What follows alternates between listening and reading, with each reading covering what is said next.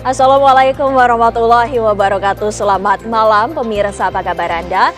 Pemirsa, kasus dugaan tudingan ijazah palsu Presiden ke-7 Republik Indonesia Joko Widodo kembali memasuki babak baru. Setelah ditetapkan 8 orang menjadi tersangka, Polda Metro Jaya kemudian melakukan pencekalan terhadap Roy Suryo CS dan mewajibkan mereka untuk lapor setiap hari Kamis. Keputusan ini pun memicu tanya, sebenarnya sudah tepatkah kebijakan dari penyidik?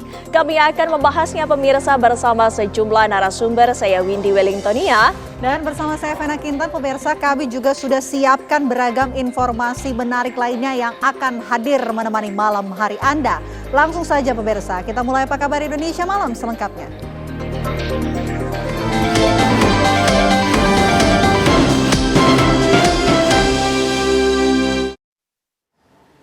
Kita awali Apa Kabar Indonesia Malam, pemirsa. Sebuah pesawat jenis Cessna jatuh di area persawahan di Karawang, Jawa Barat. Pesawat latih jenis Cessna ini jatuh di Kampung Ceplik, Desa Kertawaluya, Kecamatan Tirta Mulia sekitar pukul 15 waktu Indonesia Barat. Diketahui pesawat dalam perjalanan dari Tangerang menuju Cirebon. Ada 5 awak dalam pesawat tersebut, kelima awak selamat dan kini tengah mendapatkan pertolongan tim medis. Sementara itu, pemirsa, belum diketahui penyebab pasti jatuhnya pesawat.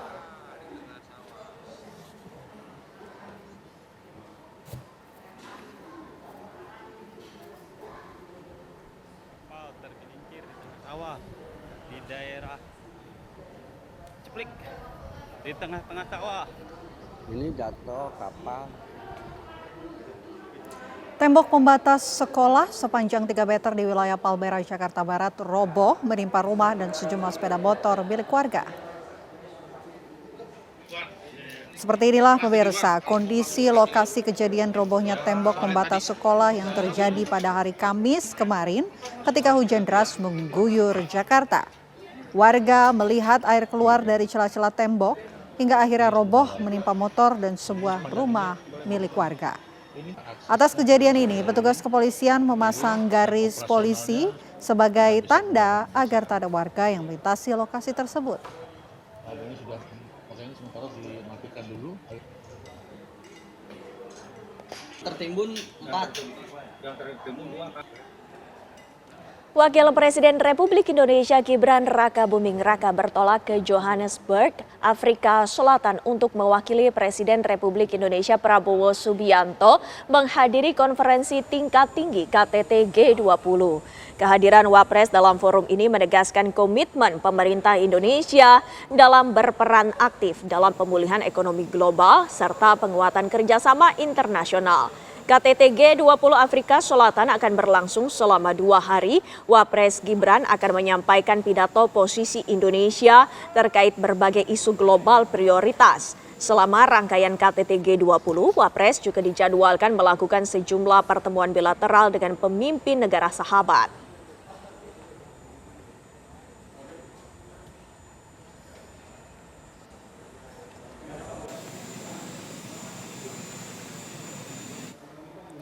TNI menggelar latihan komando gabungan di kawasan Bandara PT IMIP Morowali, Sulawesi Tengah. Ratusan prajurit TNI melaksanakan penerjunan operasi perebutan dan pengendalian pangkalan udara serta penerjunan lintas udara alam dalam rangka latihan terintegrasi. Menhan Syafri Syamsuddin didampingi Panglima TNI Jenderal TNI Agus Subianto serta sejumlah pejabat tinggi negara meninjau langsung latihan tersebut. Mabes TNI menjelaskan latihan itu digelar dalam rangka menjaga keamanan nasional khususnya pada sektor strategis yang merupakan aset vital negara. Penerjunan menjadi sarana meningkatkan kemampuan tempur prajurit TNI baik dalam teknik penerjunan maupun penguasaan daerah penting yang memerlukan respon cepat.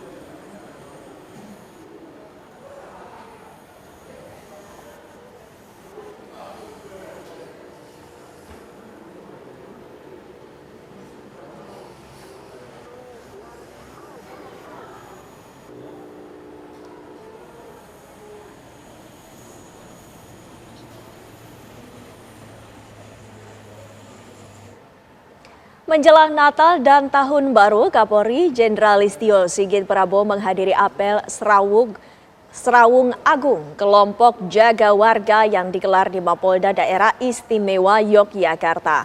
Apel yang dipimpin Gubernur DIY Sri Sultan Hamengkubuwono ke-10 ini bertujuan untuk komitmen bersama menjaga keamanan dan ketertiban masyarakat menjadi kondusif. Kegiatan ini diikuti sebanyak 3.500 peserta yang terpusat di Polda dan beberapa Polres. Apel Serawung Agung Jaga Warga ini merupakan sinergisitas dengan Polri dan menjadi simbolis keterlibatan masyarakat dalam tantangan sosial dan keteraturan sosial.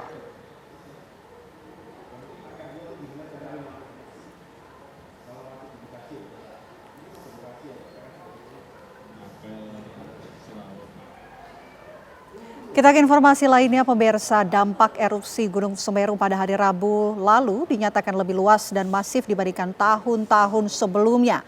Di Desa Supiturang, Kecamatan Pronojiwo, puluhan rumah dan fasilitas umum mengalami kerusakan parah akibat terjangan material gunung. Pemerintah Kabupaten Lumajang kini telah menetapkan status tanggap darurat bencana selama 7 hari. Erupsi Gunung Semeru berupa awan panas guguran meluncur sejauh 13 km mengarah ke kawasan Besuk Kobokan. Dampak kali ini melampaui erupsi tahun 2020 hingga 2023 lalu. Di Desa Supiturang, setidaknya 21 rumah dan 1 musola rusak berat. Bahkan bangunan SDN 2 Supiturang saat ini rata dengan tanah setelah tergulung material APG dan batu besar dari puncak Semeru. Tak hanya bangunan, sebanyak 30 hektar lahan pertanian warga juga turut hancur termasuk tanaman cabai dan salak. Petugas gabungan dari BPBD, Basarnas, TNI, Polri, dan relawan terus melakukan penyisiran di sepanjang aliran Besuk Kobokan untuk memastikan tidak ada warga yang masih berada di zona merah.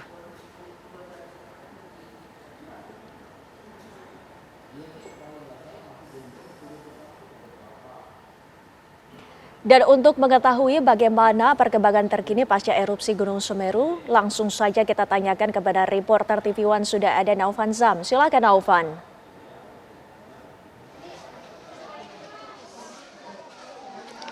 Ya, selamat malam Windy, Vena, dan juga pemirsa. Saat ini saya sedang berada di pos pengungsian yang ada di SDN Supiturang 04, pemirsa. Dan memang sejak sore tadi pengungsi sudah kembali menghuni pengungsian ini dikarenakan memang hujan lebat sempat membasahi Desa Supiturang ini sehingga mereka harus kembali ke pos pengungsian ini. Hal itu dikarenakan memang saat hujan tiba akan ada bencana atau potensi bencana susulan yang akan datang kepada mereka. Namun di sini pemirsa, saya sudah ada pengungsi yang mempunyai anak kecil. Kami akan mencari tahu apakah yang ia rasakan yang ada di pengungsian ini. Selamat malam Ibu. Selamat malam. Dengan Ibu siapa ini Ibu? Ibu Hamimah. Ya, Ibu Hamimah, sejak kapan Ibu mengungsi di posko ini? Sudah 3 malam sekarang. Selama ini adakah keluhan Ibu? Tidak ada. Untuk kebutuhan bayi atau Ibu sendiri apakah sudah tercukupi? Kalau semuanya sih cukup, cuma kalau susu formula sampai sekarang belum ada. Kalau untuk bantuan sendiri yang Ibu terima sejauh ini sudah apa aja Bu?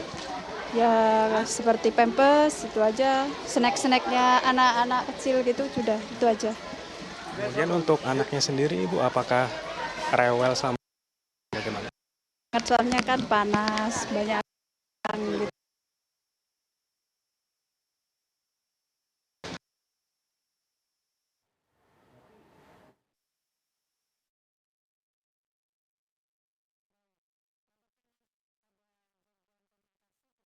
Panggil lagi Novan.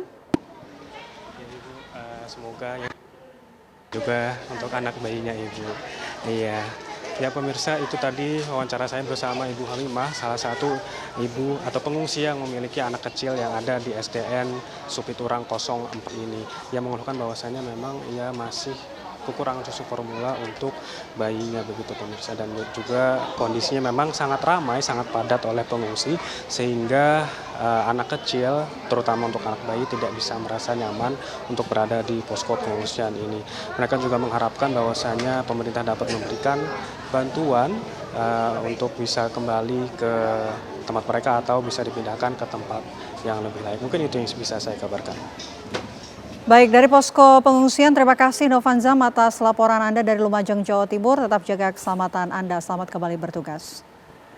Dan pemirsa, usai jeda, Apa Kabar Indonesia Malam akan kembali. Kami akan hadirkan informasi Polda Metro Jaya menghormati keputusan 3 tersangka kasus tuduhan ijazah palsu Joko Widodo, yakni Roy Suryo, Tifauziah Tiasuma, dan Rismon Sianipar yang menolak dilakukan mediasi dengan Pemirsa, Polda Metro Jaya menghormati keputusan 3 tersangka kasus tuduhan ijazah palsu Joko Widodo, yakni Roy Suryo, Tifauziah Tiasuma, dan Rismon Hasiholan Sianipar yang menolak dilakukan mediasi dengan Presiden ke-7 Republik Indonesia Joko Widodo.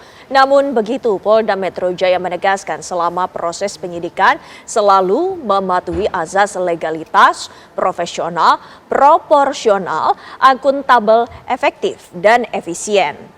3 tersangka kasus tuduhan ijazah palsu Jokowi, Roy Suryo, Tifauziah Tiasuma atau Dr. Tifa, dan Rismon Hasiholan Sianipar menolak usulan mediasi ke Presiden ke-7 Republik Indonesia Joko Widodo.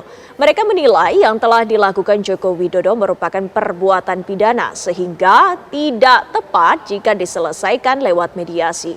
Menanggapi hal itu, Kabid Humas Polda Metro Jaya Kombes Pol Budi Hermanto mengaku menghargai keputusan ketiga tersangka yang menolak dimediasi.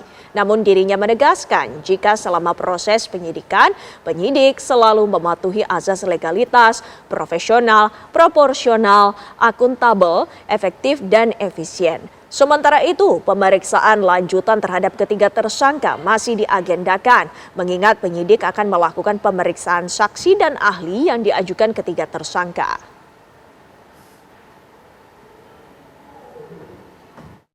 Ya itu kan haknya dari orang yang berstatus tersangka. Silakan. Tapi selama ini proses kepolisian kami sampaikan mematuhi azas legalitas, proporsional, profesional, prosedural, ada azas akuntabel, efektif, dan efisien. Ini selalu dilakukan oleh para penyidik. Hal-hal ini kita menghormati proses hukum yang berjalan. Kami mengimbau pada seluruh masyarakat untuk kita menghormati proses hukum yang berjalan. Tidak melihat siapa pelapornya, siapa yang dilaporkan, tetapi adalah apa yang dilaporkan kepada pihak kepolisian. Itu saja. Presiden Prabowo Subianto berespon aspirasi rakyat untuk mereformasi Korps Bayangkara dengan membentuk Komisi Percepatan Reformasi Polri. Komisi menargetkan dalam waktu 3 bulan akan menyerahkan rekomendasi ke Presiden dan Kapolri. Lantas, mampukah komisi yang dipimpin Jimli Asyidiki ini menyentuh akar masalah di institusi Polri?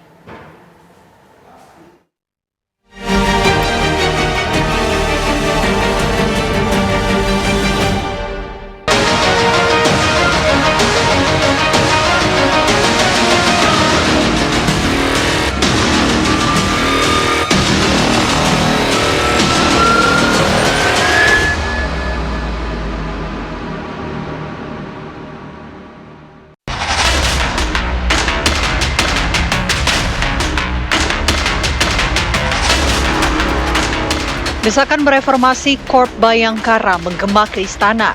Presiden Prabowo Subianto pun merespon keinginan rakyat itu dengan membentuk Komisi Percepatan Reformasi Polri. Kinerja kepolisian memang sedang disorot. Sejumlah persoalan internal menggerogoti kepercayaan publik. Polisi yang semestinya menjadi pengayom masyarakat justru diakui sendiri kalah gesit dibandingkan personil pemadam kebakaran. Polisi pasti begitu disuruh mereformasi ya pasti ingin mereformasi kan. Nah tinggal tadi yang diminta yang perlu direformasi bagian apa. Seperti tadi saya katakan kan ada 9 poin itu. Contohnya ya kemarin tuh ketika kita dianggap pelayanannya itu kurang baik gitu. Maka polisi dievaluasi mana pelayanan yang kurang baik itu kriterianya kayak apa. Misalnya terlalu banyak antrian, kemudian banyak pungli, banyak itu dibenahin, dibersihkan. Termasuk juga kalau untuk tindakan yang kemarin kan kita dikoreksi ataupun dikritik bahwa kalau kita menangani demo itu kan eksesif gitu-gitu. Nah, makanya itu SOP kita perbaiki bahwa sekarang pendekatan demo itu oleh polisi nggak lagi sebagai penanganan tapi pelayanan yang bersahabat. Contohnya kayak gitu. Masyarakat itu berharap Polri itu menjadi lebih profesional. artinya dia melaksanakan tugas-tugas kepolisian itu dengan sebenarnya karena selama ini muncul banyak penyimpangan itu memang dirasakan langsung oleh masyarakat, itu terkait dengan kultur kepolisian yang masih mengadopsi kultur-kultur militer peninggalan Orde Baru, kemudian juga terkait dengan perilaku anggotanya yang masih melakukan penyalahgunaan kewenangan, melakukan pungli dan sebagainya. Polri pun menyatakan sudah mengambil langkah-langkah perbaikan internal pasca gelombang unjuk rasa pada akhir Agustus lalu. Wakapolri, Komjen Pol Dedi Prasetyo mengakui dari hasil asesmen yang dilakukan Polri, lebih dari 4.000 Kapolsek tak memenuhi standar kerja. Kondisi serupa juga terjadi di tingkat Kapolres. Kami lihat dari 4.340 Kapolsek, 67% ini underperformance. Kenapa underperformance? Hampir 50% Kapolsek kami itu diisi oleh perwira-perwira lulusan PAG. Kemudian Kapolres, dari 440 Kapolres yang sudah kami lakukan assessment, 36 Kapolres kami itu underperformance. Ini catatan bagi kami. Kami harus melakukan perbaikan. Demikian juga Reskrim. Dari 47 di Reskrim yang sudah kami lakukan 15 underperformance. Nah, perubahan-perubahannya harus segera kami lakukan. Ya, kami sudah melakukan perbaikan-perbaikan dari sisi meritokrasi, pendidikan, dan sebagainya. Lantas, mampukah Komisi Percepatan Reformasi Polri menyentuh akar masalah di institusi kepolisian? Reformasi seperti apa yang akan dilakukan di tubuh Polri? Mandat komisi ini kan bukan ngurusin kasus. Kita ini diminta untuk berpikir apa yang harus diperbaiki dalam sistem kepolisian ini.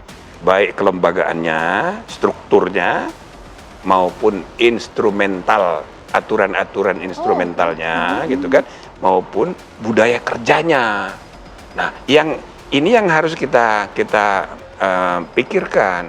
Dan yang kedua, kita nggak bisa juga merumuskan sendiri, termasuk misalnya fungsi pengawasan oleh Kompolnas, public policy making, ya, arahan kebijakan yang harusnya dianu oleh Kompolnas, Komisi Polisi Nasional, tapi nggak berfungsi.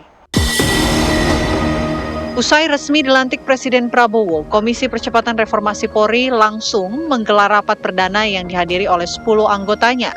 Mereka adalah Jimli Asyidik sebagai Ketua Komisi, Menko Hukum HAM Imigrasi dan Pemasyarakatan Yusril Iza Mahendra, Mendagri Tito Karnavian, Menteri Hukum Supratman Andi Aktas, Wamenku Hukum Otto Hasibuan, dan mantan Menko Polhukam Mahfud MD.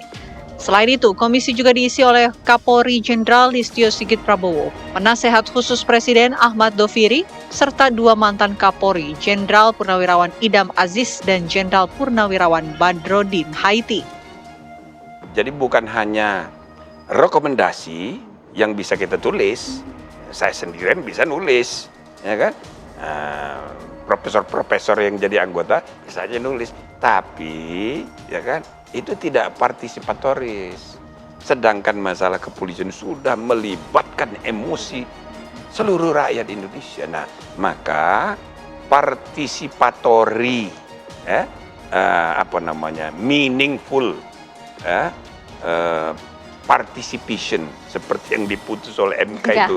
Pentingnya partisipasi bermakna itu jauh lebih penting ketimbang hasilnya. Atau setidak-tidaknya sama penting. Nah, jadi kita sebulan ini kita kumpulin. Nah, bulan kedua kita akan mendiskusikan pilihan-pilihan kebijakan. Nanti bulan ketiga kalau bisa sudah drafting, legal drafting, bila perlu rancangan undang-undangnya. Hasil dari penyerapan aspirasi publik kemudian akan bermuara pada 2 jenis rekomendasi, yakni kebijakan fundamental dan strategis seperti revisi undang-undang yang akan disampaikan kepada Presiden, serta rekomendasi perbaikan internal yang disampaikan kepada Kapolri. Polri tentunya selalu terbuka untuk menerima perbaikan, menerima evaluasi, karena kita juga tentunya ingin terus mewujudkan performa Polri sehingga Polri ini betul-betul bisa menjadi institusi yang mewujudkan apa yang bisa diharapkan oleh masyarakat. Langkah cepat Presiden Prabowo Subianto mereformasi institusi Polri membawa harapan baru bagi penegakan hukum di Indonesia. Dulu ketika ada rame-rame itu supaya dibentuk komisi reformasi polisi itu kan, jangan sampai nanti yang ditunjuk itu hanya orang-orang yang katanya pakar, yang orang-orang hebat, tapi nggak ngerti bagaimana kejelekannya polisi dan bagaimana mengobati polisi. Nah, alhamdulillah Pak Presiden mendengarkan itu saran-saran yang kita sampaikan. Nggak tahu lah itu saran dari mana, tapi Pak Presiden nyatanya menampung kan itu kan. Buktinya apa yang dicari? Pakar-pakar yang berwibawa. Jurus Jimli Asyidik memoles citra polisi kini dinanti. Tak sedikit harapan publik, Jimli beserta tim reformasi yang ditunjuk Presiden mampu memperbaiki kinerja anggota dan benar-benar hadir mengayomi masyarakat.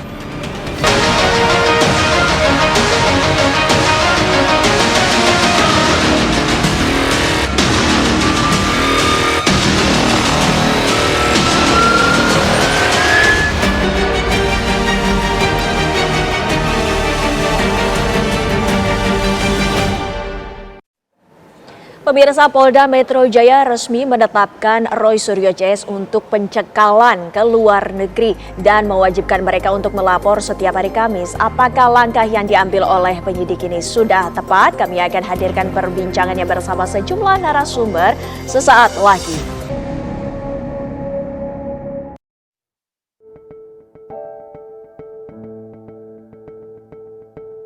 Kasus ijazah palsu Presiden ke-7 Republik Indonesia Joko Widodo memasuki babak baru. Usai Polda Metro Jaya menetapkan 8 orang sebagai tersangka, kini Roy Suryo dan kawan-kawan dicekal ke luar negeri dan dikenai wajib lapor setiap hari Kamis. Dari 8 tersangka ini, Polda Metro Jaya membagi dalam 2 klaster, yaitu klaster pertama terdiri dari Egy Sujana, Kurnia Tri Rohyani, Damai Hari Lubis, Rustam Effendi, dan Muhammad Rizal Fadilah. Sementara klaster kedua terdiri dari Roy Suryo, Rismon Hasiholan, dan Dr. T. Fauzia Tiasuma. Para tersangka dicegah ke luar negeri selama proses hukum berlangsung. Kepolisian menilai pencekalan diperlukan untuk mencegah potensi penghindaran hukum dan memastikan seluruh tersangka tetap berada dalam yurisdiksi penyidik. Tepatkah pencekalan ini dilakukan penyidik Polda Metro Jaya? Sementara di lain pihak, para tersangka telah mempersiapkan saksi ahli dan pengajuan gelar perkara khusus yang juga disetujui Polda Metro Jaya.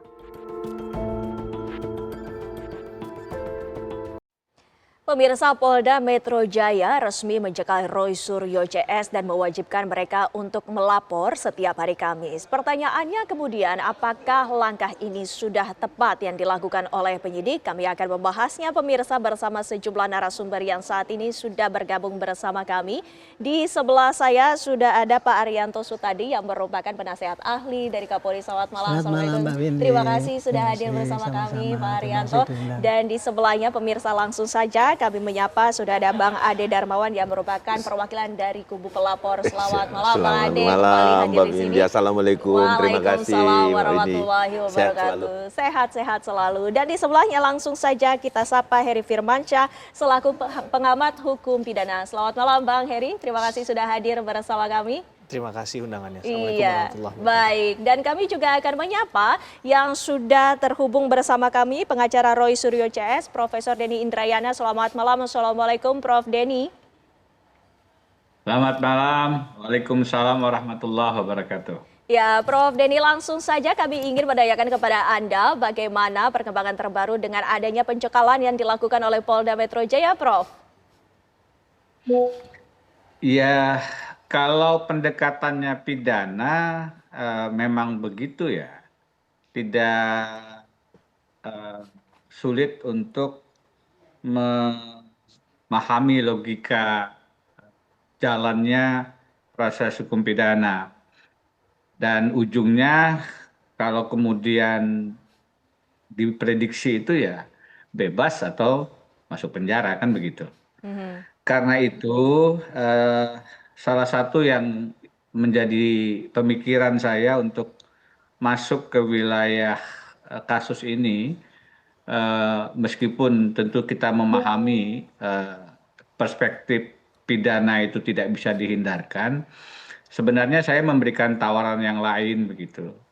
Karena pidana itu kan sebenarnya upaya hukum yang sebaiknya tidak dijadikan murah ya, sedikit dilaksanakan begitu. Terutama kalau terkait dengan kasus yang punya nuansa politis, nuansa terkait dengan pendapat, nuansa yang tidak jarang sebenarnya bisa diselesaikan melalui proses-proses non pidana. Yang saya pandang itu terjadi terkait dengan masalah dugaan ijazah palsu Pak Jokowi ini. Saya memberikan perspektif pendekatan hukum tata negara yang selama ini saya geluti. Kenapa demikian? Karena bagi saya sebenarnya terbuka luas peluang untuk menyelesaikan kasus ini tanpa harus mengorbankan wacana publik terlalu lama, tanpa harus memenjarakan anak bangsa begitu. Sudah terlalu banyak perkara ya. Sejak tahun 2022 ada gugatan perdata di Jakarta, di Sleman, Yogyakarta, di Surakarta, di KPI terakhir-terakhir ini, sekarang kemudian pentersangkaan, sudah ada yang masuk penjara.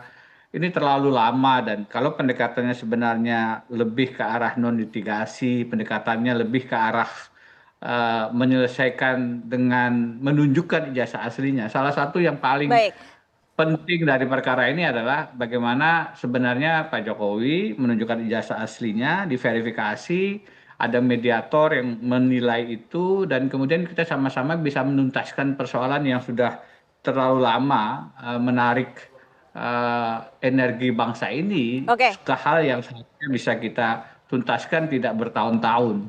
Pak Arsul Sani misalnya dengan mudah menunjukkan ijazah S3-nya dan tidak mengambil langkah hukum pidana, saya merasa itu langkah yang lebih bijak, langkah yang lebih negarawan ketimbang kemudian membawa kasus ini ke ranah pidana yang sama sekali tidak menyelesaikan masalah juga, dan justru membuat orang makin bertanya-tanya kenapa Pak Jokowi menyembunyikan keaslian ijazahnya begitu. Tapi Jadi Prof, menurut saya sih jangan hanya mendekati dari hukum pidana saja, karena itu sangat mekanik akhirnya. Meskipun tentu tidak bisa dinafikan, itu salah satu cara menyelesaikan masalah. Ya, Prof Denny, tapi bagaimana tanggapan dari klien Anda khususnya dengan adanya pencekalan ini? Kita ketahui bersama bahwa ada beberapa yang juga baru tiba dari luar negeri, Prof. Iya, yang saya pahami ke Pak Roy Suryo misalnya ke Sydney, itu kaitannya dengan beberapa agenda. Salah satunya mengecek misalnya masalah pendidikan dari Saudara Gibran Rakabuming Raka. Dan tentu saja kemudian kalau itu dianggap berkaitan dengan pencekalan tadi, ya itu hak dari penyidik ya. Kita tidak bisa kemudian menafikan itu salah satu opsi yang dimiliki dalam proses penyidikan. Tetapi seperti saya bilang tadi, kalau tanggapan Pak Roy Suryo kan sudah disebarkan ya. Beliau pada dasarnya memberikan ruang kepada penyidik untuk melakukan langkah-langkah, tetapi pada sisi yang sama beliau juga ingin menunjukkan kesiapan beliau untuk berjuang terus, melihat esensi dari perjuangan ini bahwa memang ada kepentingan publik untuk mengetahui bukan hanya masalah Gibran yang ijazahnya sempat dicek di Sydney, tapi yang lebih awal misalnya tentang keaslian ijazah Pak Jokowi. Jadi Prof, dengan tetap menghormati proses hukumnya, sebenarnya kita ingin esensi masalah bagaimana keaslian ijazah itu yang harusnya dikedepankan. Dan lagi-lagi pertanyaan paling misterius dari persoalan ini adalah kenapa Pak Jokowi tidak dengan legowo saja menunjukkan keaslian ijazahnya. Baik, Bang Ade, mungkin bisa langsung ditanggapi dengan adanya pernyataan yang tadi kita sama-sama sudah dengarkan, dan juga yang terbaru adalah keputusan dari Polda Metro Jaya yang melakukan pencekalan, Bang Ade. Jadi Saya sepaham dengan Bang Denny bahwa ada motif politik. Motif politik itu ya lahir daripada Roy Suryo CS sebenarnya, ya kan, bukan lahir dari Pak Joko Widodo Presiden ke-7 karena dia sudah landing ya. Nah, terus yang kedua adalah terkait dilakukannya pencekalan. Pencekalan ini kan adalah bagian upaya paksa. Upaya paksa yang dilakukan oleh penyidik Polda Metro Jaya pada tahapan-tahapan yang memang seharusnya dilakukan, gitu. Pencekalan, kemudian nanti setelah pencekalan tentu ya besar keinginan kita, antusias kita bahwa itu bisa dilakukan penahanan, itu tahapan semua. Terus yang kemudian yang saya mau tanggapi kepada Bang Denny karena ini mungkin kurang tidak di Indonesia ya, jadi tidak melihat langsung bagaimana pada saat Mabes Polri ya mengadakan konferensi pers, kemudian digelar tuh dia punya ijazah. Ijazahnya itu ada di belakang layar besar, monitor besar. Saya ingat pada saat itu dilakukan penyampaian bahwa telah dilakukan fuslab, kemudian ditampilkan besar sekali dan TV One juga punya kan itu, ya kan? Nah, jadi kalau dikatakan mau tunjukkan saja, saya sampaikan kepada Bang Denny sekali lagi gitu, Bang Denny ini bukan mau ditunjukkan ke publik, karena kalau mau ditunjukkan ke publik sudah ditunjukkan. Ya itu loh bentuk ijazahnya, ada tanda tangannya, profesornya jelas, siapa namanya bisa dicek melalui websitenya UGM. Yang diinginkan Roy Suryo mengatasnamakan publik, maksud dan keinginan dia itu adalah mana ijazahmu wahai Presiden Joko Widodo, berikan kepada saya cek apakah ini asli atau tidak, palsu. Itu yang ada di otak dia sehingga itu yang digulirkan terus, diorkestrasi. Dan ingat, sekali lagi saya sampaikan sama Bang Denny, ini Februari 2020 Bang Denny, sudah diorkestrasi. Dan ingat, yang memposting pertama Februari itu adalah tweetan dari Twitter Pak Roy Suryo sendiri. Berarti dia udah pegang barang itu. Dia udah tahu bahwa ada ijazah ini. Dia teliti, kemudian dia sampaikan, diorkestrasi, diolah. Saya akui, seorang Roy Suryo ini jagoan, paling jago manajemen isu, memanage hoax yang luar biasa. Ini produksi hoax kalau menurut saya. Kenapa? Karena selalu digaungkan dia adalah sebagai seorang pejuang. Pejuang apa? Pejuang fitnah. Fitnah. Nggak bisa dong. Kita fair melihat kasus ini. Ini murni adalah pelanggaran hukum. Baik, pasal-pasal itu pula yang telah diajukan sehingga Roy Suryo CS pun menjadi tersangka. Boleh saya komentari, Mbak? Betul. Boleh, silakan Prof, singkat. Ya, terima kasih atas kesempatannya. Saya ini, Mbak, Bapak-bapak, pemirsa semua, paham bagaimana seseorang itu mengalami kriminalisasi ya. Saya hampir 11 tahun, Mbak, jadi tersangka. Jadi kalau pendekatannya sebagaimana yang disampaikan Bung Ade tadi, setelah pencekalan, penahanan, pemenjaraan, ya itulah mekanis dan prosedur hukum pidana yang tidak jarang digunakan sebagai bagian untuk pembungkaman, intimidasi, kriminalisasi terhadap kelompok-kelompok yang kritis terhadap kekuasaan. Apakah itu benar kriminalisasi atau tidak? Ya, kalau saya pribadi berpengalaman dan tahu apa karakter-karakternya. Salah satunya kalau kita berhadapan-hadapan dengan pemegang kekuasaan. Salah satunya ketika prosesnya itu menjadi aneh gitu. Ditunjukkan di hadapan publik oleh polisi. Pertanyaannya, siapa yang bisa menjamin itu ijazah aslinya? Itu mesti sebentar. Kalau ditunjukkan itu sebagaimana Pak Arsul menunjukkan, ini loh ijazahnya. Ini loh, itu yang belum pernah, fisik ijazahnya itu belum pernah ditunjukkan. Sampai sekarang. Pak Arsul tidak minta difoto loh, Bang. Sebentar, Bang. Pak Arsul tidak minta difoto. Waktu Pak Ade bicara, saya diam mendengarkan. boleh saya juga diberi kesempatan untuk menyampaikan supaya Monggo. kita tidak saling Silakan. bertabrakan. Monggo, silakan. Jadi ketika kita meminta tunjukkan ijazahnya, ya tunjukkan. Tidak kemudian yang ditampilkan di belakang dalam bentuk layar itu belum menunjukkan ijazah aslinya. Satu. Kemudian kenapa kita kecewa, saya kecewa sebagai rakyat, selalu disampaikan ini kalau disampaikan ke Roy Suryo maka itu kemudian pasti dibantah. Saya dan banyak di antara kami merasa Pak Jokowi itu menunjukkan bukan semata-mata kepada Roy Suryo, kepada kita semua yang memang ingin melihat mana sih ijazah aslinya Pak Jokowi. Bahwasanya secara teknis Pak Arsul Sani menunjukkan mungkin cuma sebentar dan seterusnya, ya itu teknisnya saja, tapi beliau menunjukkan begitu. Kenapa tidak ditunjukkan lama? Karena khawatir diedit dan seterusnya, yang menurut saya itu wajar. Tapi poinnya adalah coba bandingkan bagaimana, ini paling mudah ini untuk melihat, paling sederhana. Bagaimana Pak Arsul Sani 2 poin saja, dengan tenang menunjukkan ijazahnya, dengan tenang menunjukkan kronologis S3-nya. Itu yang pertama.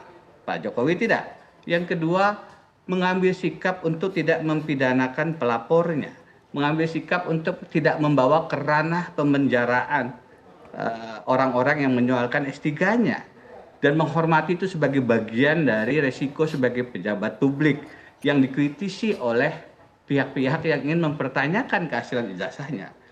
Dua ini saja sudah menunjukkan bagi saya memang Pak Jokowi agak problematik karakter negarawannya. Tapi saya melihat itu sudah terlalu lama. Seorang negarawan tidak akan memberikan nasib bangsa ini kepada anaknya yang secara etikabilitas dan intelektualitas memang tidak layak untuk menjadi presiden. Memang dari sisi saya Pak Jokowi agak dipertanyakan kenegarawanannya. Baik, ditahan dulu Prof Denny. Kita juga akan menggarisbawahi yang saat ini menjadi perkara yang saat ini pun menjadi fokus dari kita adalah pencekalan yang diberikan kepada Roy Suryo CS. Apakah penyidik sudah tepat melakukan hal ini, Mas Heri? Pak Arianto, nanti kami tanyakan usai jeda pariwara berikut ini. Pemirsa, kami masih akan kembali. Kembali bersama kami, Pak Arianto, kami ingin menanyakan apakah keputusan dari penyidik untuk memberikan pencekalan ini Anda anggap sudah tepat, Pak? Kalau saya sendiri menganggapnya sangat tepat. Karena saya lihat ya, polisi itu sekarang dalam menghadapi kasus ijazah palsu itu, dia menghadapi 3 tugas sekaligus. Polisi itu tugasnya adalah menjaga Kamtipmas, kemudian melayani hak orang, dan kemudian menegakkan hukum. Dari aspek menjaga Kamtipmas, ini isu ijazah ini kan menimbulkan keterbelahan. Keterbelahan antara yang benci dengan Jokowi dengan yang pro. Keterbelahan antara orang yang percaya dengan itu ijazah palsu, ini ijazah asli. Sudah berapa tahun keterbelahan itu. Makin lama makin parah keterbelahan itu. Dan sekarang dengan adanya diproses secara hukum ini, sudah hampir mengerucut kan itu ya, sudah ada tersangkanya, tinggal ngirim ke jaksa. Itu kan minimal akan menghentikan keterbelahan itu. Itu dari sudut Kamtipmas. Kalau dari penegakan hukum ya, polisi dalam hal ini ada menangani 2 LP. LP yang diajukan oleh pihaknya Pak Roy Suryo dan LP yang diajukan oleh pihaknya Pak Jokowi. Yang dua-duanya melaporkan bahwa Pak Jokowi menggunakan ijazah palsu kalau dari ini. Sementara kalau dari ini Pak Jokowi merasa tersinggung dan merasa difitnah karena dituduh menggunakan ijazah palsu. Sekarang sudah pakai penyidikan kan gitu kan. Ya itu sudah ada pencekalan. Yang terakhir untuk perlindungan hak. Dalam hal ini ya kemarin itu ditetapkan sebagai tersangka. Sementara dari pihaknya Pak Jokowi kan harus tahan gitu. Tapi penyidik kan tidak mau ikut-ikutan maunya satu pihak. Penyidik menggunakan haknya bisa kalau mau menahan, tapi waktu itu tidak menahan. Dia untuk menunjukkan bahwa dia itu tidak kriminalisasi, tetapi sekedar untuk melaksanakan hukum. Dan kemudian kalau penahanan itu adalah kan kemauan subjektif daripada penyidik ya. Dalam hal ini posisi mereka kan berkas sudah hampir selesai. Kalau mereka melarikan diri kok kemungkinan kecil ya. Bangsa kayak Pak Roy, Bu Tifa itu kan mau lari kemana ke kolong meja pun orang tahu kan, itu nggak akan mungkin lari gitu kan. Mengulangi perbuatan ya sudah nggak mungkin, udah kebanyakan perbuatannya gitu. Terus menghilangkan barang bukti sudah ada 700. Buat apa lagi polisi menahan? Kalau polisi menahan malah rugi, karena apa? Begitu nanti ditahan, ternyata kasusnya yang diperkirakan ini sebulan selesai, ternyata berlarut seperti yang dulu itu kan sampai dari April sampai sekarang 7 bulan itu kan kan rugi kalau menahan.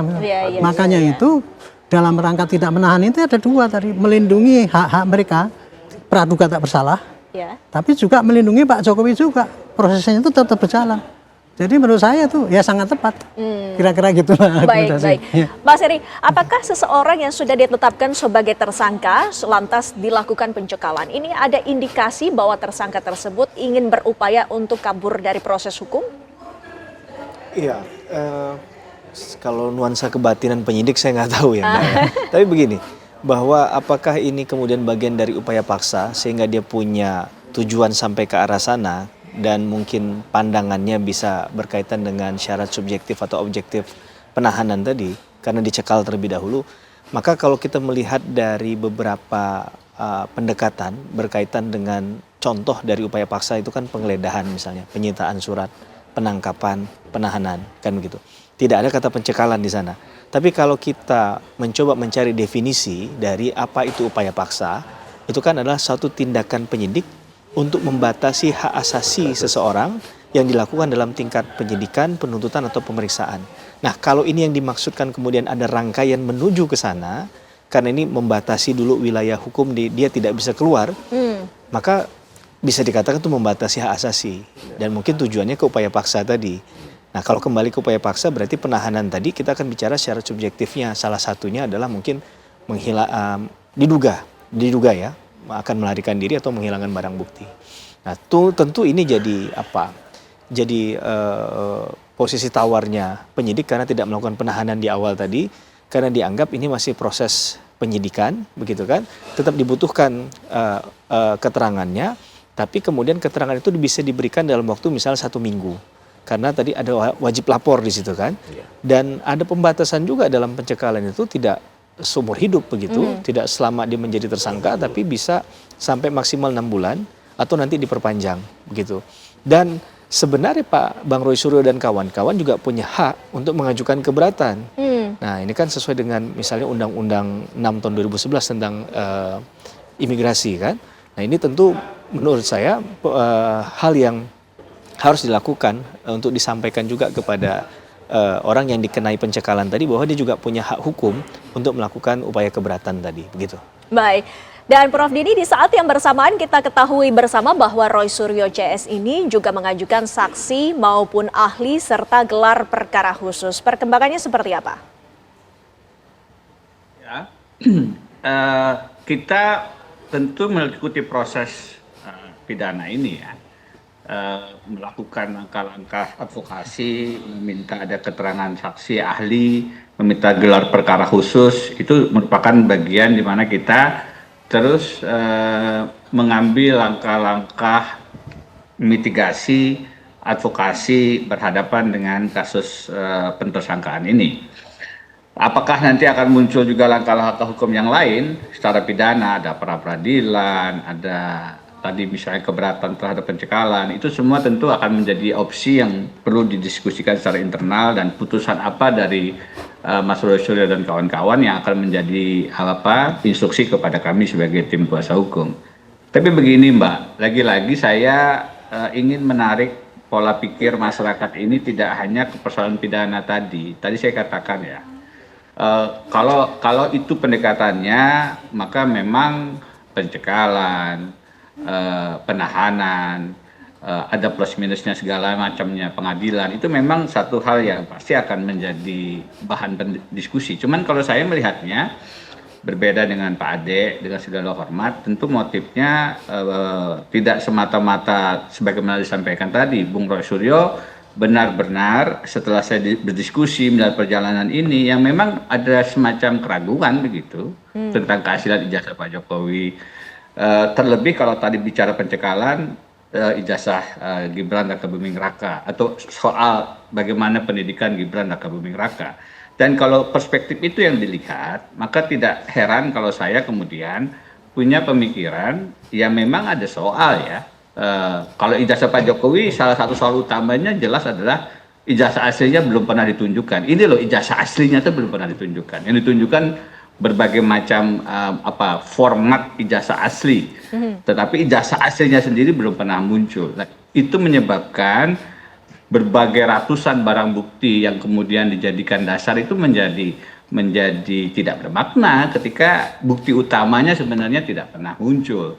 Saya ingat dulu kalau pendekatan pidananya ini kemudian tetap ingin dijadikan pegangan, saya ingat kalau tidak salah ada kebijakan di masa Kapolri Pak Tito Karnavian yang pendekatannya menurut saya tepat begitu.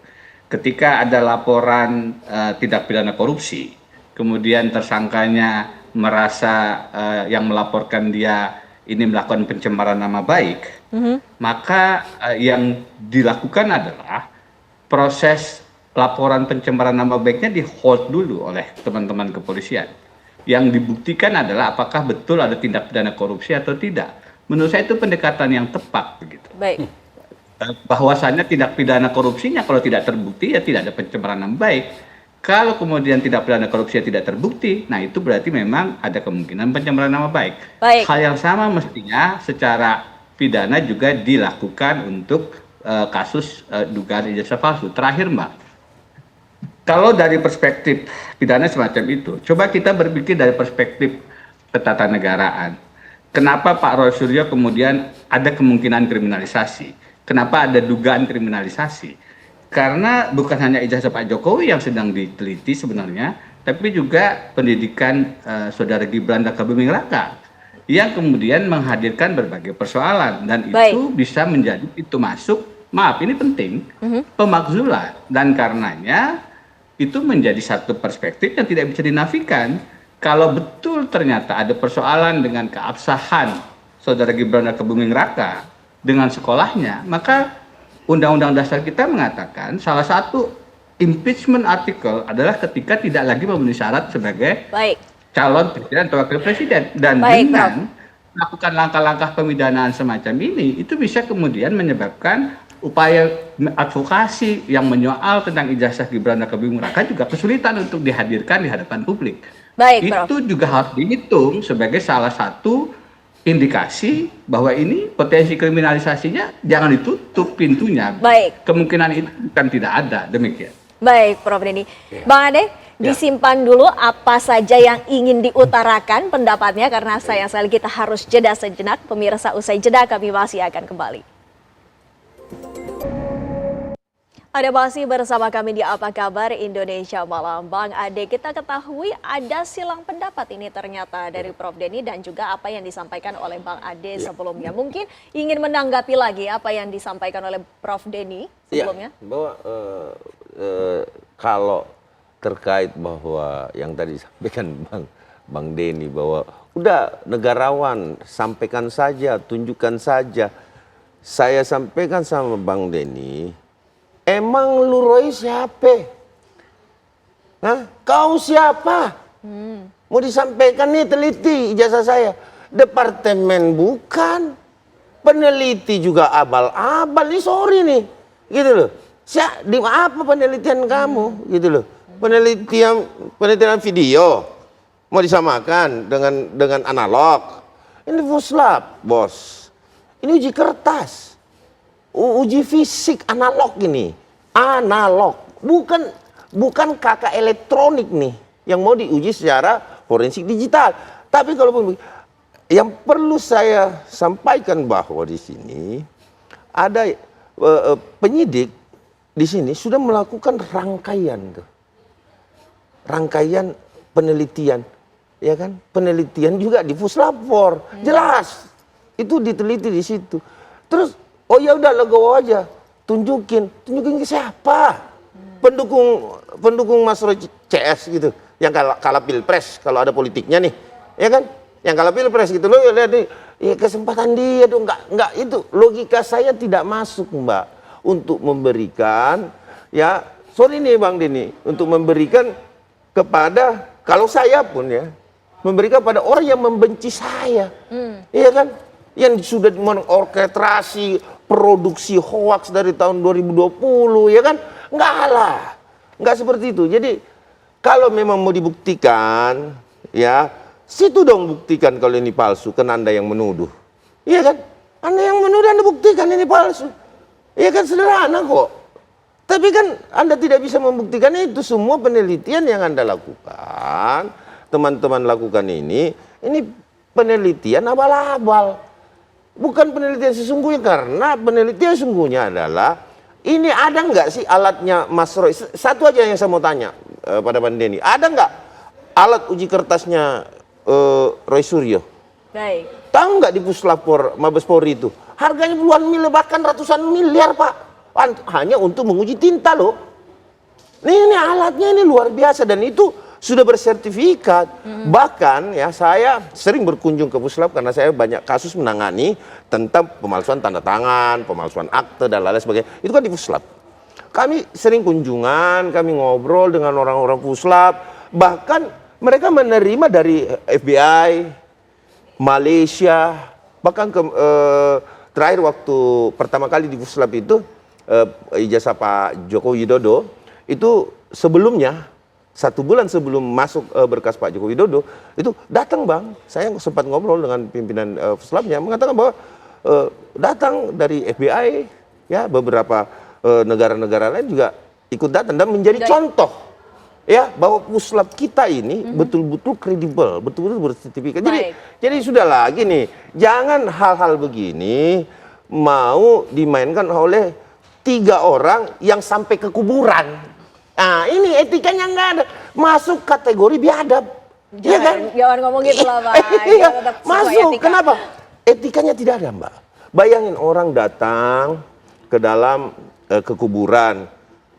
Orang meninggal mau diambil DNA-nya. Coba, Bang. Baik. Coba itu nggak etika itu. Kita balik lagi ke judul ini, Pak Arianto. Apakah Anda melihatnya bahwa ini merupakan langkah yang bisa dikategorikan sebagai defensif dari para tersangka? Apakah langkah yang seharusnya dilakukan oleh para penyidik? Ya, setiap tersangka ya Mbak ya, itu setiap mau diberkas ya, itu masih tetap merasa dia tidak merasa bersalah. Ya. Dia menuduhkan kan sama itu, ya itu kan hanya saksi ahli yang dipilih oleh penyidik yang mendukung dia kan gitu kan. Nah, terus kemudian saya juga ada saksi yang meringankan saya.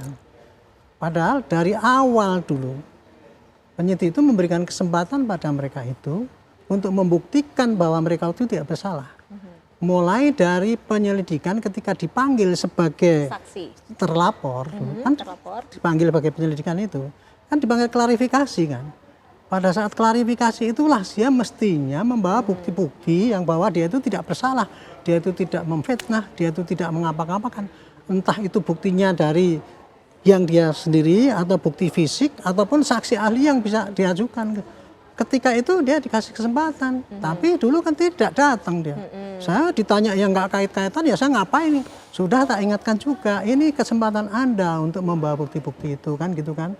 Jadi kesempatan memberikan bukti yang meringankan itu bukan hanya kemarin itu sampai hampir ditahan itu penyidik tidak pernah memberikan kesempatan. Saya sendiri melihat karena itu karena proses penyidikan itu kan saya memantau mulai April itu kan.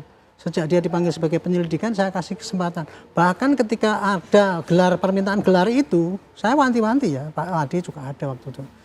Besok kalau gelar diterima oleh Wasidik, tolong Bapak bawa bukti-bukti yang kuat, bawa saksi ahli yang kuat, ajukan ke sana. Betul. Sudah kan gitu kan. Nah, ketika itu gelar yang dibawa saksi ahlinya ya cuma Pak Roy sama Syekh Resman itu doang gitu kan. Itulah contohnya gitu. Makanya kalau tadi kembali kepada pertanyaan itu ya, itu ya tersangka memang hak tersangka dia itu untuk menunjukkan itu. Nah makanya itu sekarang kalau dia mengajukan itu, sekarang masih memberi kesempatan itu.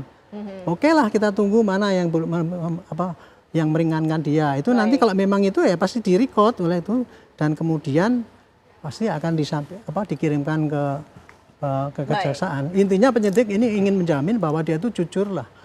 Bukti yang disampaikan ataupun saksi ahli yang meringankan itu ditampung dan kemudian nanti Dilimpahkan ke jaksa. Dilimpahkan. Kira-kira itu aja. Baik, Mas Heri, dengan adanya langkah yang dilakukan oleh tersangka yaitu salah satunya adalah saksi dan ahli serta pengajuan gelar perkara khusus yang kemudian diterima oleh penyidik, apakah ini artinya memang dari penyidik itu masih bisa dikatakan atau dikategorikan gamang terhadap bukti-bukti yang saat ini sudah dipegang oleh penyidik itu sendiri, Mas Heri?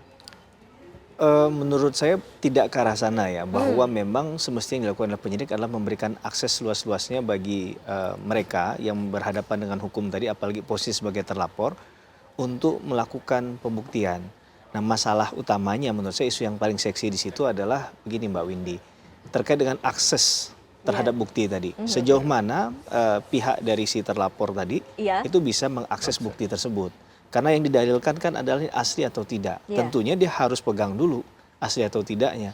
Jangan sampai itu jadi kunciannya di ujungnya bahwa ternyata memang asli, tapi karena tidak dilihat dengan upaya untuk mendekatkan katakanlah metode ataupun alat ukur untuk menilai tadi tidak ada, akhirnya menjadi salah. Nah, tentu harus ini yang diperhitungkan sekali dalam ketika kita berhadapan dengan persoalan hukum, khususnya ketika posisi menjadi terlapor dalam kasus katakanlah dugaan ijazah palsu tadi begitu ya. Yang kedua menurut saya ada persoalan terlalu lamanya proses ini bergulir begitu sehingga muncul celah-celah hukum dan juga persoalan-persoalan yang awalnya biasa-biasa saja menjadi luar biasa kutubnya karena ditarik kemana-mana. Belum lagi aktor yang mulai semakin bertambah begitu kan, entah itu dalam pusaran tersebut atau mencoba masuk ke dalam pusaran tersebut. Maka tentu penyidik perlu memberikan ketegasan sehingga ada kepastian hukumnya. Kalau saya rasa dalam perkara ini dibutuhkan kepastian hukum dulu untuk perkaranya, apakah dihentikan atau dinaikkan. Karena bicara keadilan prosesnya tentu akan sangat panjang begitu ya. Tapi minimal apakah keyakinan penyidik ini tidak kemudian bergulir dalam tempo yang lama, tapi dalam tempo yang mungkin sesingkat-singkatnya. Baik, baik, terima kasih Mas Heri, terima kasih Bang Ade, Pak Haryanto, Prof Denny juga terima kasih sudah hadir bersama kami dan juga berbincang-bincang di Apa Kabar Indonesia Malam. Sayang sekali Prof Denny, waktu kita sangat terbatas, kami harus akhiri perbincangan kita semua. Terima kasih sekali lagi Bapak-Bapak sudah bersedia untuk berdialog bersama kami di Apa Kabar Indonesia Malam. Dan pemirsa, kami juga masih akan menghadirkan sejumlah informasi lainnya yang langsung akan disampaikan oleh Vena Kintan. Silakan Vena. Baik, terima kasih Windy. Terbukti melanggar kode etik profesi, pemirsa Polda Jateng menempatkan perwira polisi AKBP Basuki dalam penempatan ruang khusus atau patsus selama 20 hari ke depan. Pemirsa, Pengadilan Negeri Jakarta Pusat menjatuhkan vonis penjara dalam perkara tindak pidana korupsi terhadap 3 mantan direksi PT SDP Indonesia, Ferry Persero. Ketiga terdakwa terbukti bersalah di kasus korupsi proses kerjasama usaha dan akuisisi PT Jembatan Nusantara tahun 2019-2022. Majelis Hakim Pengadilan Tindak Pidana Korupsi Pengadilan Negeri Jakarta Pusat memvonis Dirut PT SDP Ira Puspadewi dengan hukuman 4 tahun 6 bulan penjara dan denda sebesar Rp500 juta subsidi dari kurungan 3 bulan. Selain itu, Majelis Hakim memvonis yaitu Direktur Komersial PT ASDP Ferry Muhammad Yusuf Hadi dan mantan Direktur Perencanaan dan Pengembangan Adi Caksono masing-masing dihukum 4 tahun penjara. Majelis Hakim menyatakan 3 terdakwa yakni Puspadewi, Yusuf Hadi, dan Hari Muhammad Adi Caksono telah terbukti secara sah dan meyakinkan melakukan tindak pidana korupsi secara bersama-sama dalam kasus korupsi proses kerjasama usaha dan akuisisi PT Jembatan Nusantara tahun 2019-2022. Perbuatan terdakwa menyebabkan memperkaya seseorang dan menyebabkan kerugian negara mencapai 1,2 triliun rupiah.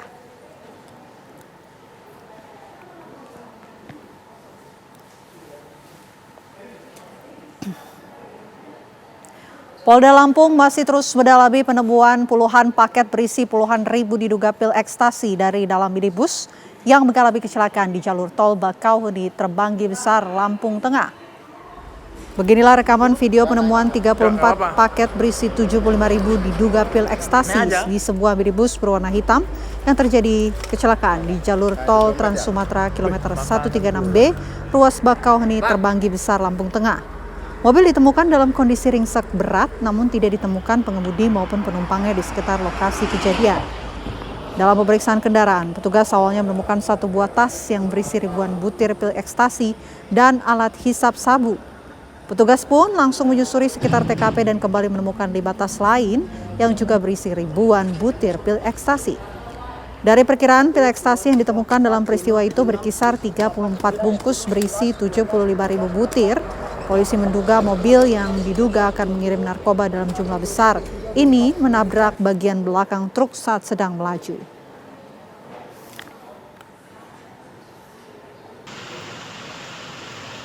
Jadi kalau datang ke TKP posisinya emang udah begini. Tim gabungan BNN Provinsi Bangka Belitung dan Direktorat Reserse Narkoba Polda Bangka Belitung menggerebek kampung narkoba di kawasan Desa Tanjung Gunung Kabupaten Bangka Tengah Provinsi Bangka Belitung. Penangkapan para pelaku berawal dari operasi terpadu pemulihan kampung rawan narkoba yang dilakukan BNN Bangka Belitung. 6 orang diamankan, 1 diantaranya merupakan gembong narkotika jenis sabu yang harus dilumpuhkan dengan timah panas akibat melakukan perlawanan dan hendak melarikan diri. Barang bukti yang disita berupa narkotika jenis sabu siap edar seberat 56 gram yang disimpan di batang pohon kelapa yang berada di belakang rumah para pelaku. Kini para aparat masih melakukan pendalaman untuk menelusuri jaringan peredaran dan mencari jejak pemasok narkotika tersebut.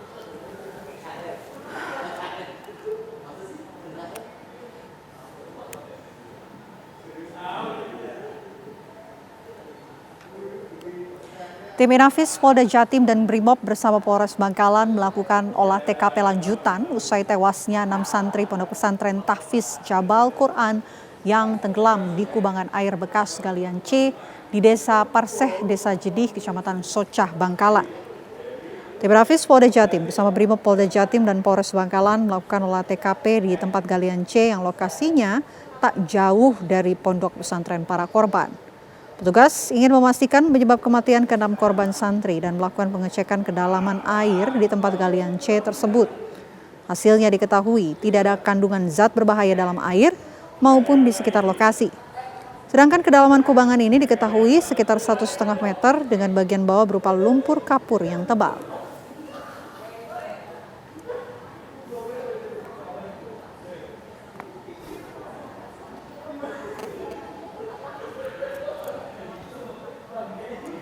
Terbukti melanggar kode etik profesi, Polda Jateng menempatkan perwira polisi AKBP Basuki dalam penempatan ruang khusus atau patsus selama 20 hari ke depan. Tindakan tersebut diambil sebagai langkah untuk melakukan pemeriksaan hingga menunggu sidang etik. Dari hasil penyidikan sementara, AKBP Basuki berada satu kamar dengan korban Dwinanda Lincia Levi yang ditemukan tewas di kamar kostel di daerah Gajah Mungkur, Semarang. AKBP Basuki terbukti melanggar kode etik profesi karena berada satu kamar dengan wanita selain istrinya. Sidang akan berlangsung transparan. Jika terbukti bersalah, akan dikenai sanksi berat hingga pemberhentian tidak dengan hormat. Sebelum penempatan khusus tersebut, mahasiswa Universitas 17 Agustus Semarang mempertanyakan adanya kejanggalan atas meninggal seorang dosen di sebuah kamar kos eksklusif di Jalan Telaga Bodas, Kecamatan Gajah Mungkur, Kota Semarang.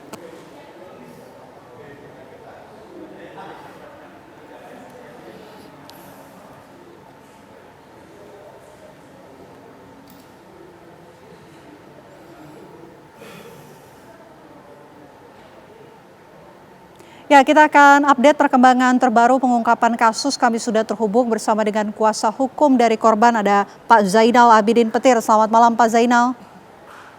Selamat malam Mbak Vena, sehat-sehat? Alhamdulillah sehat Pak, semoga juga sehat selalu. Pak Zainal, kami ingin tahu Pak, update ataupun perkembangan terbaru yang sejauh ini sudah didapatkan oleh tim kuasa hukum korban Pak. Ya, pada siang hari ini Polda Jawa Tengah tidak saja menangani kode etik kepolisian kaitan dengan meninggalnya almarhumah Levi, tapi juga sudah mulai melakukan penyelidikan terkait dengan dugaan tindak pidana pasal 359 KUHP bahwa selain tadi pelanggaran etik tapi juga sudah ada laporan pidananya yang akan menjerat oknum anggota Polda Jawa Tengah AKBP B. Oke. Tapi sejauh ini dari tim kuasa hukum korban, keluarga, adakah sudah mengantongi sejumlah bukti yang nantinya juga akan diberikan kepada pihak kepolisian untuk membantu mengungkap kasus ini, Pak Zainal? Kenapa kurang keras, Mbak? Barang bukti yang sudah disiapkan atau sudah ada di tangan keluarga apa saja, Pak Zainal? Ya, jadi begini ya, ketika ditemukan ada korban meninggal dunia, sebetulnya polisi sudah memegang barang bukti. Justru sekarang barang buktinya aman karena sudah diamankan oleh kepolisian. Barang bukti berupa laptop maupun HP, juga bukti-bukti lain terkait dengan meninggalnya almarhumah Levi. Jadi sudah cukup bukti. Saksinya juga ada. Saksinya kan yang memberitahu kematian Levi kepada kepolisian maupun ke kampusnya. Itu sudah cukup untuk bukti ya. Jadi ada bukti saksi, ada barang bukti. Sudah lengkap, tinggal polisi ini harus terbuka. Harus mau membuka secara terang-benderang bahwa kematian almarhumah dosen Untak Dr. Levi itu ada kejanggalan. Gitu. Pak Zainal, apakah pihak keluarga korban ini juga sempat menceritakan mengenai sosok AKBP Basuki ini, Pak? Kenapa? Apakah keluarga korban sempat menceritakan sosok AKBP Basuki ini, Pak Zainal? Ya, jadi keluarga korban sebetulnya tidak tahu. Tidak tahu kalau ada hubungan asmara atau hubungan relasi apa, itu sebetulnya tidak tahu awalnya. Tapi justru baru terungkap ketika ada kematian kematian almarhumah, baru terungkap. Katanya ini ada hubungan dekat. Bahkan di situ yang membuat kaget keluarga karena kakaknya AKBP itu mencantumkan salah satunya, kan kakaknya itu ada anggotanya ada satu ya, dia sebagai sebagai kepala keluarga AKBP, terus kemudian istrinya AKBP, anaknya putri AKBP, terus yang terakhir yang dimasukkan di dalam kolom satu kakak milik AKBP itu Dr. Levi itu. Oke. Kalau dari itu baru tahu, kemudian mengungkap ada apa, kenapa kok sampai dimasukkan seperti itu. Jadi kemudian kami mencari info, ternyata ada hubungan dekat gitu. Oke, sejak kapan Pak sepengetahuan dari tim kuasa hukum korban menjalin hubungan dengan terduga pelaku ini, Pak? Menurut informasi yang saya dapatkan, baik dari internal, kemudian kita mulai cari ke sana kemari, itu antara 3-4 tahun yang lalu. Hubungannya apa Pak sejak 3-4 tahun? Ada kedekatan ya, ada kedekatan, hubungannya ada kedekatan. Kalau hubungan lebih dekat, pokoknya ada hubungan yang karena bukan keluarga, bukan saudara, bukan apa-apa, tapi ada kedekatan itu. Oke. Apakah itu pacaran atau hubungan, yang jelas bukan hubungan kerja lah. Oke, adakah pihak lain yang juga bisa menyatakan bahwa keduanya ini memiliki hubungan dekat sejak 3-4 tahun lalu, Pak, untuk membantu pengungkapan kasus, Pak Zainal? Ya, saya sudah mencari informasi, memang ada banyak saksi yang menyampaikan seperti itu. Semoga saja nanti Kapolda Jawa Tengah itu bisa mengungkap, karena yang melakukan itu juga anak buahnya. Kalau Kapolda nggak bisa, ya Kapolri harus turun lah.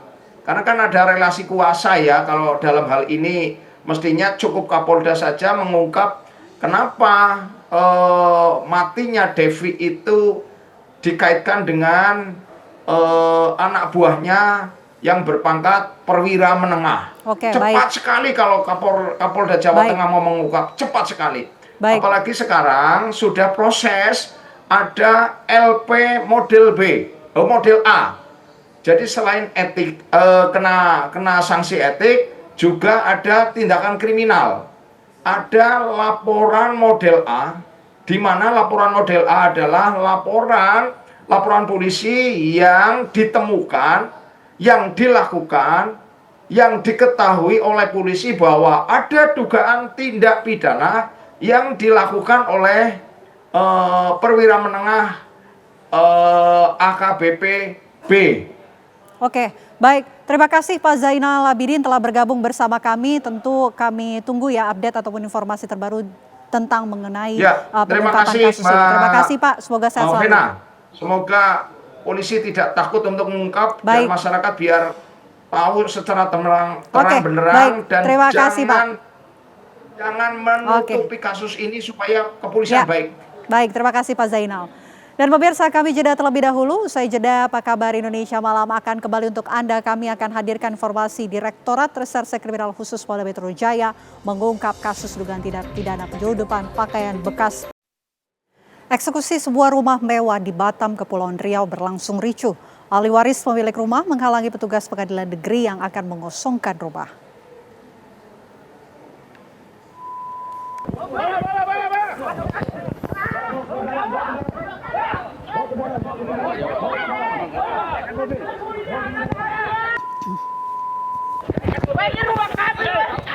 Kericuhan tak terhindarkan ketika petugas pengadilan akan mengosongkan rumah. Ahli waris bertahan menghalangi petugas yang akan mengosongkan isi rumah yang berada di komplek perumahan mewah Rosedale, Batam Kota. Kericuhan mulai kondusif setelah sejumlah anggota kepolisian melakukan pengamanan terhadap ahli waris yang berusaha memaksa masuk ke dalam rumah. Ahli waris mengaku kecewa dengan proses eksekusi yang dilakukan pengadilan. Mereka mengklaim bahwa mereka mempunyai dokumen resmi kepemilikan rumah.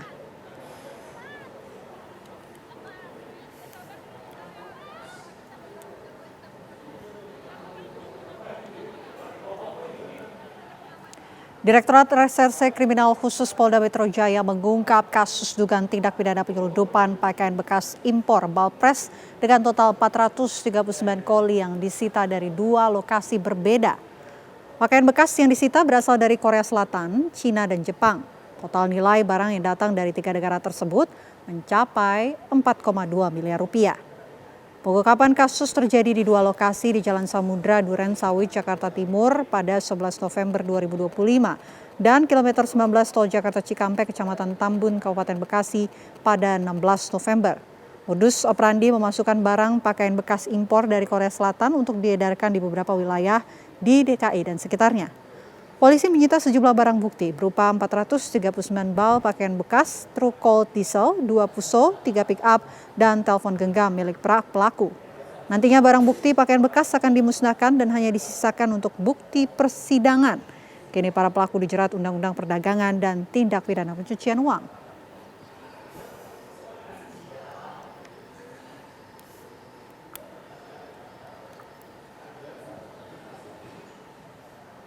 Sebanyak 74 rumah mengalami kerusakan akibat banjir bandang yang terjadi di pemukiman padat di Kampung Pasar Kaler dan Kampung Cibojong, Desa Balewangi, Kecamatan Cisurupan, Garut, Jawa Barat pada Kamis malam.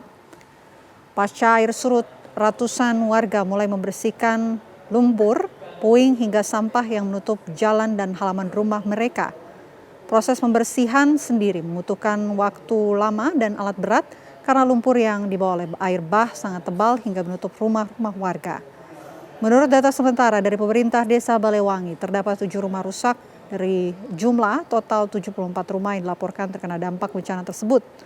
Selain di Desa Balewangi, terdapat desa dan kampung lain yang terdampak banjir bandang, yakni Kampung Barukai, Desa Cisurupan. Hingga saat ini petugas dari perangkat desa pun masih melakukan pendataan terhadap rumah yang terdampak banjir bandang.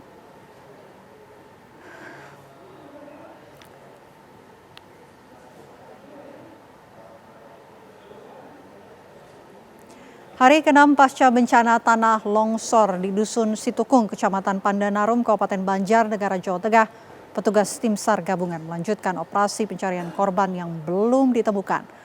Ada 3 titik lokasi pencarian dengan mengerahkan 6 anjing pelacak dan 18 alat berat. Ratusan personil petugas tim SAR gabungan dan relawan melanjutkan pencarian 20 korban yang belum ditemukan. Tim SAR gabungan mengerahkan 6 anjing pelacak dan 18 alat berat untuk proses pencarian korban. Proses pencarian korban di titik longsor hingga siang tadi dihentikan sementara karena kondisi cuaca hujan, memperhatikan keamanan tim SAR dan juga relawan. Proses pencarian korban akan dilanjutkan jika kondisi cuaca tidak hujan.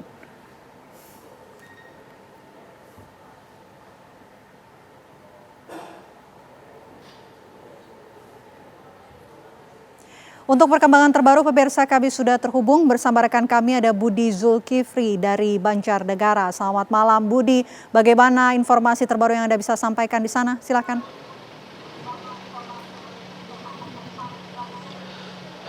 Baik Vena, malam ini upaya pencarian sudah dihentikan oleh tim SAR gabungan pada pukul 17.30 sore tadi.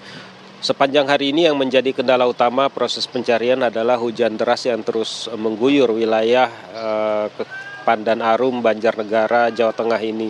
Bahkan sampai malam ini juga hujan masih terus mengguyur wilayah ini, dan ketika hujan mengguyur tentu saja ini akan sangat membahayakan keselamatan tim SAR gabungan yang melakukan operasi pencarian. Karena di lokasi longsor masih banyak terdapat rekan-rekan tanah yang berpotensi memicu terjadinya longsor susulan. Meskipun demikian, tim SAR masih tetap berupaya untuk melakukan upaya pencarian dan evakuasi, dan hari ini data terbaru yang bisa kami update adalah 2 jenazah berhasil ditemukan dalam operasi pencarian hari ini, berjenis kelamin laki-laki dewasa, dan 1 jenazah berjenis kelamin perempuan anak-anak. Jadi dengan demikian berdasarkan keterangan terbaru yang disampaikan dalam evaluasi yang baru saja berlangsung di posko SAR ini menyebutkan bahwa total korban yang telah berhasil ditemukan dan dievakuasi sejak hari pertama musibah longsor ini adalah sebanyak 12 orang.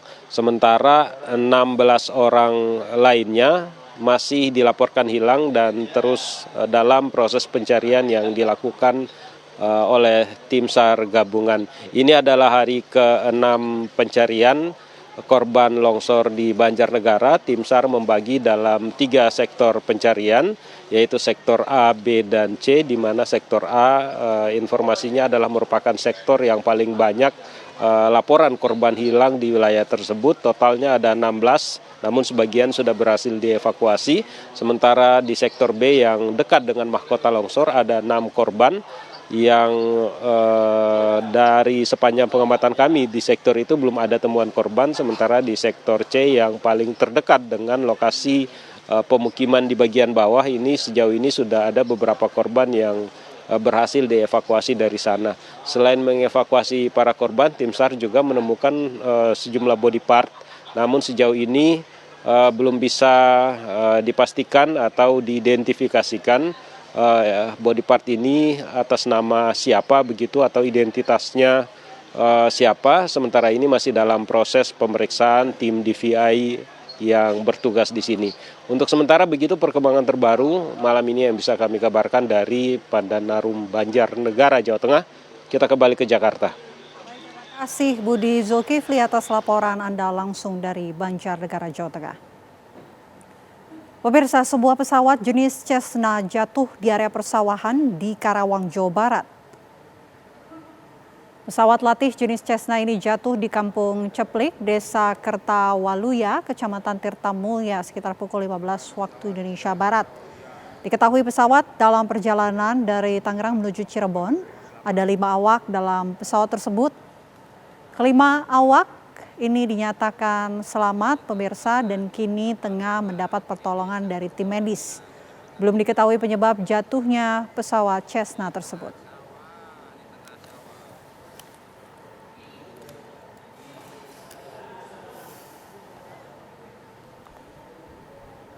Tergelincir di tengah sawah di daerah Ceplik, di tengah-tengah sawah. Tembok pembatas sekolah sepanjang 3 meter di wilayah Palmera, Jakarta Barat roboh menimpa rumah dan sejumlah sepeda motor milik warga. Seperti inilah pemirsa kondisi lokasi kejadian robohnya tembok pembatas sekolah yang terjadi pada hari Kamis kemarin ketika hujan deras mengguyur Jakarta. Warga melihat air keluar dari celah-celah tembok hingga akhirnya roboh menimpa motor dan sebuah rumah milik warga. Atas kejadian ini, petugas kepolisian memasang garis polisi sebagai tanda agar tak ada warga yang melintasi lokasi tersebut. Tertimbun 4. Yang tertimbun berapa? 2 punya saya sama